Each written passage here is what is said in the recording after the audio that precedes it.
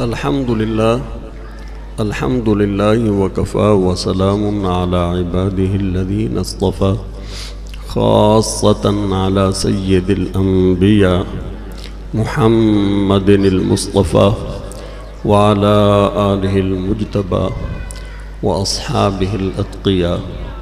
أما بعد، فأعوذ بالله من الشيطان الرجيم. بسم الله الرحمن الرحيم. محمد رسول الله.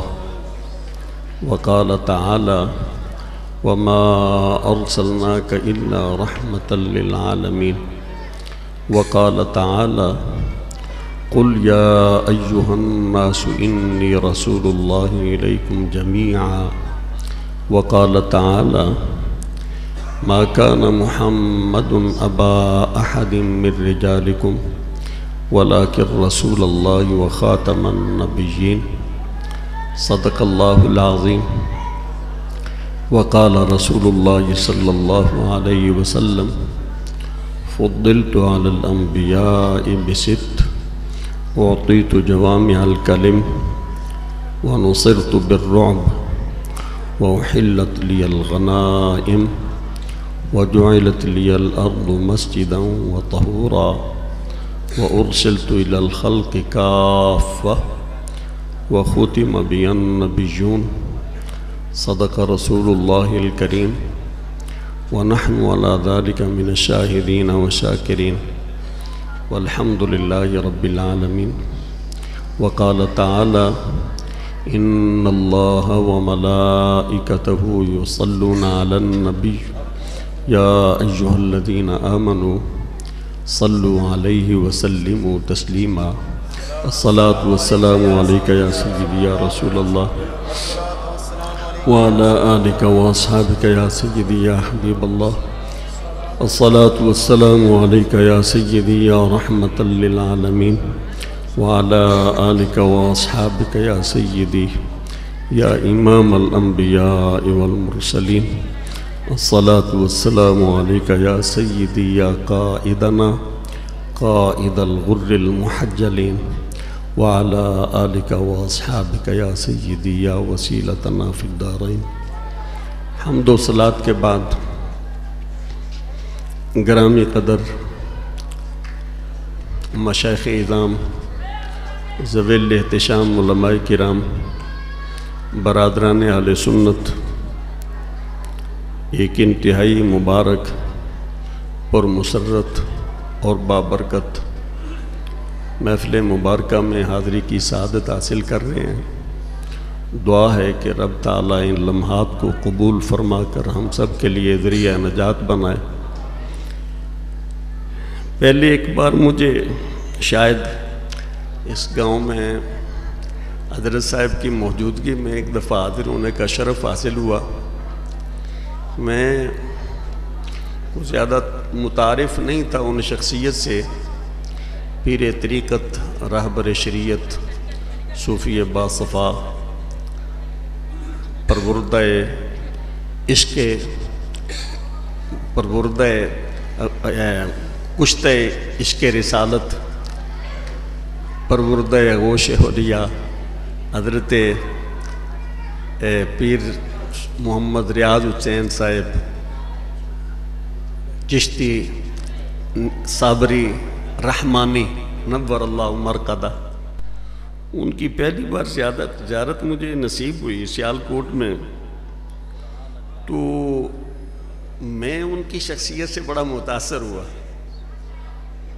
تقریر تو چلو کچھ یہ سبق سنانا ہی ہوتا ہے، تو وہاں پر شیخ الحدیث استاد العلماء حضرت علامہ غلام حیدر خادمی صاحب تھے. میں نے تقریر کے بعد استادوں سے کہا: استاد جی، یہ شخصیت سلسلہ صابریہ کی بڑی مبارک شخصیت نظر آتی ہے. میں چاہتا ہوں چلو تقریر تو ہو گئی، جانا ہے کل جا کر پڑھنا پڑھانا بھی ہے، لیکن میں ان کی دعا میں ضرور شرکت کرنا چاہتا ہوں. تو پھر ان کی وہ شفقتیں بھی رہیں. پھر ایک بار یہاں برادرم محمد عاشق صاحب چشتی رحمانی سلم اللہ تعالی، انہوں نے دعوت دی، تو میں نے یہی حدیث پاک کو عنوان سخن بنائی تو اس میں شاید آندھی آ گئی، لائٹ چلی گئی، شور ہو گیا، تو میں نے وہ گفتگو کلوز کر دی۔ جو میں رات تھی تو اگلے دن وہ یہاں انہی بھائی کو لے کر وہ میری مسجد میں چلے گئے، اور جو خطبہ شروع ہونے سے پہلے انہوں نے چٹ بھیجی، وہ میں نے بالکل آخر میں جا کر دیکھے۔ وہ جو عمومی طور پر سوالات آخر پہ دیکھتے ہیں، تو میں نے بھی یہی گمان کیا کہ شاید کوئی عام قسم کے جس طرح کے سوالات ہوتے ہیں، تو سوال ان کا یہی تھا کہ جو رات آپ نے آدھی حدیث سنائی ہے، آپ وہ حدیث مکمل اب اس خطبہ جمعہ میں ہمیں سنا ہے۔ وہ تھا وہ خطبہ جمعہ میں بھی کوئی حدیث ہی کا کوئی موضوع تھا، لیکن بہرحال یہ حدیث پاک میں ان کو دوبارہ سنا نہیں سکا ہوں۔ مجھے نہیں معلوم کہ اس دور میں نے کیا کیا سنایا، لیکن یہ حدیث پاک چونکہ واقعتاً اچھا میرا پہلے سلسلہ صابریہ کے متعلق نہیں اتنا زیادہ مطالعہ نہیں تھا۔ جن لوگوں کو میں نے دیکھا وہ شرع کے پابند نہیں تھے، صابری کہلاتے تھے اور وہ شریعت سے کے باغی تھے، تو میری کچھ بدگمانی سی ہو گئی، یار صابری سلسلہ یہ کیسا ہے کہ شریعت کی یہ لوگ متبع نہیں ہیں۔ لیکن ایک ان شخصیت کو دیکھا میں نے کہ یہ شریعت کے متبع ہیں، اور ایک ننگل شریف میں جناب صوفی محمد یوسف چشتی صاحب ہیں صابری، وہ بھی شریعت کے۔ تو میرا پھر وہ جب بزرگوں کا جب تعارف ہوا تو حضرت سراج الدین صاحب، یہ ہمارے استاد دادا استاد ہیں، استاد العلماء محدث اعظم پاکستان حضرت مولانا سردار احمد صاحب علیہ رحمہ، وہ بھی چشتی صابری ہیں۔ اس سے جب اوپر گئے تو حضرت عبد القدوس گنگوئی، وہ بھی چشتی صابری ہیں، اور حضرت مجدد رفسانی علیہ رحمہ سلسلہ چشتیہ صابریہ میں مرید ہیں، ان کے خلیفہ۔ میں بڑا حیران ہوا کہ یہ تو بڑا بابرکت سلسلہ ہے۔ تو مجھے ان سے عقیدت ہے، تو اہل اللہ سے عقیدت ویسے یہ بہت بڑی سعادت ہوتی ہے۔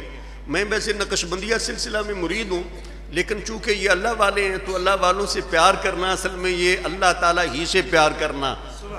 بلکہ حضرت امام غزالی علیہ رحمہ فرماتے ہیں یہ تو اللہ تعالیٰ کے ولی ہیں نا، جو اللہ تعالیٰ کے ولیوں کو درویشوں کو بندہ لنگر پکا کے دیتا ہے نا، لانگری کوک، فرماتے ہیں جو ان سے محبت کرتا ہے وہ بھی در حقیقت اللہ سے محبت کرتا ہے، اس لیے کہ وہ اس کی محبت کی وجہ اہل اللہ کی خدمت ہے۔ تو اہل اللہ یہ اللہ تعالیٰ کے خاص بندے ہیں۔ تو یہ حدیث پاک جو میں نے آپ کے سامنے تلاوت کی ہے، اس سے متعلقہ آیات میں نے قرآن کریم کے مختلف مقامات سے پڑھ دیں، وہ انشاءاللہ شرح کے دوران جس کی وضاحت میں انشاءاللہ یہ ساتھ ساتھ عرض کرتا چلوں گا۔ یہ مسلم شریف میں بھی یہ حدیث پاک موجود ہے، اور بخاری شریف میں بھی یہ حدیث پاک موجود ہے۔ اسی حضرت انس رضی اللہ تعالیٰ عنہ بھی روایت فرماتے ہیں بخاری شریف میں، اور مسلم شریف میں حضرت ابو ہریرہ رضی اللہ تعالیٰ عنہ کی روایت سے ہے، اور بخاری شریف میں بھی حضرت ابو ہریرہ رضی اللہ تعالیٰ عنہ کی روایت سے بھی ہے، اور اس میں کچھ دیگر جو سندیں ہیں اس میں تھوڑا تغیر بھی ہے۔ محبوب کریم علیہ الصلوۃ والسلام ارشاد فرماتے ہیں کہ حضور فرماتے ہیں اللہم صلی علی سیدنا محمد وعلی آل سیدنا محمد کما صلیت علی سیدنا ابراہیم وعلی آل سیدنا ابراہیم انک حمید مجید۔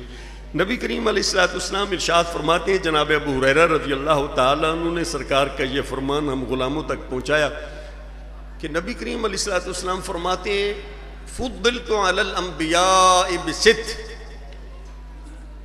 مجھے رب تعالیٰ نے دیگر نبیوں پر 6 جہتوں سے فضیلتیں عطا فرمائی ہیں۔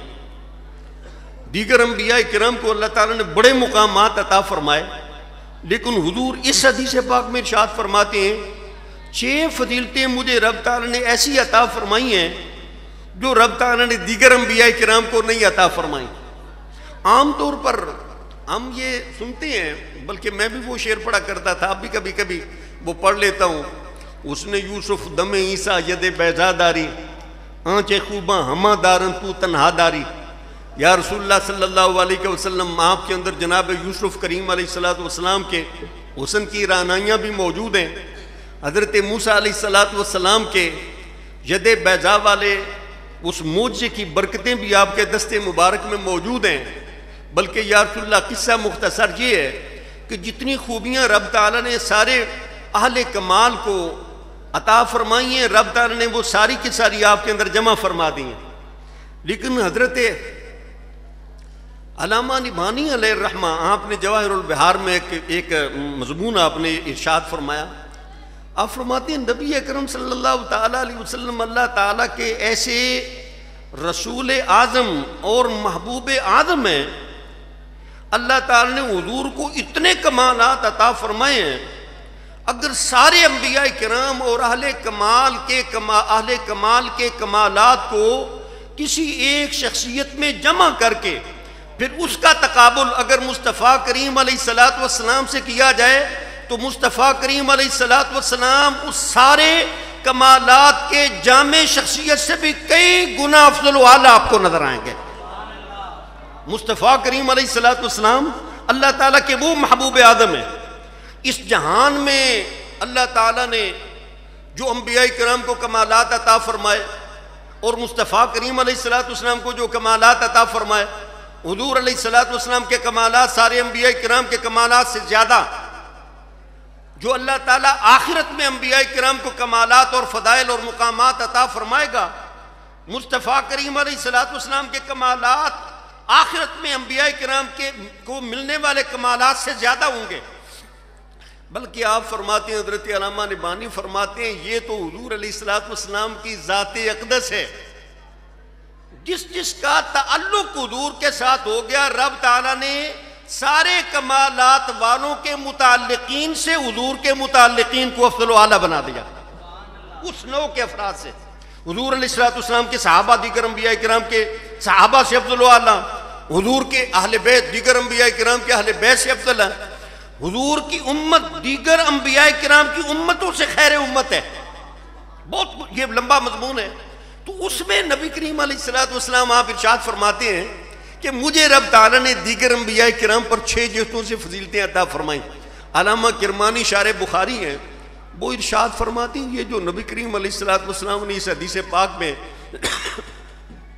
یہ ارشاد فرمایا 6 فضیلتیں، اور دیگر جو حضرت انس والی رضی اللہ تعالیٰ عنہ والی حدیث میں آپ نے ارشاد فرمایا بخمس 5 فضیلتیں، آپ ارشاد فرماتے اصل میں رب تعالیٰ جوں نبی کریم علیہ السلام کو ان کے مقامات بتاتا جاتا تھا، ان سے آگاہ فرماتا جاتا تھا، مصطفیٰ کریم علیہ السلام اپنے غلاموں کے سامنے اپنے وہ مقام اور مرتبے وہ بیان فرما دیتے تھے۔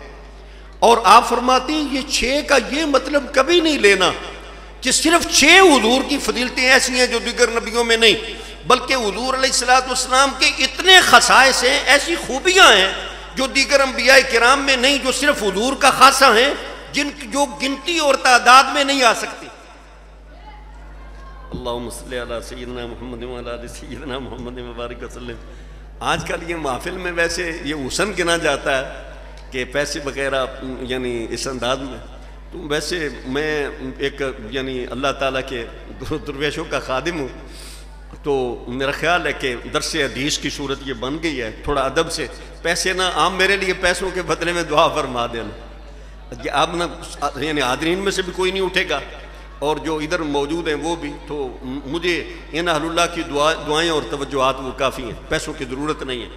تو یہ صرف نہ آپ خوش ہو جائیں، میں نے وہ بھی نہیں کہنا کہ آپ سبحان اللہ کہیں، یہ میرے نزدیک داد کے طور پر سبحان اللہ کہلوانا یہ جائز نہیں ہے۔ سبحان اللہ صرف اللہ تعالیٰ کی عظمت اور تقدیس کی نیت سے کہنا چاہیے، وہ جب خوش ہو جائیں حضور پر درود شریف پڑھ لیں۔ اللہم صلی علی سیدنا محمد وعلی آل سیدنا محمد کما صلیت علی سیدنا ابراہیم وعلی آل سیدنا ابراہیم انک حمید مجید۔ نبی کریم علیہ السلام نے اس حدیث میں جو 6 آپ نے فضیلتیں بیان فرمائیں،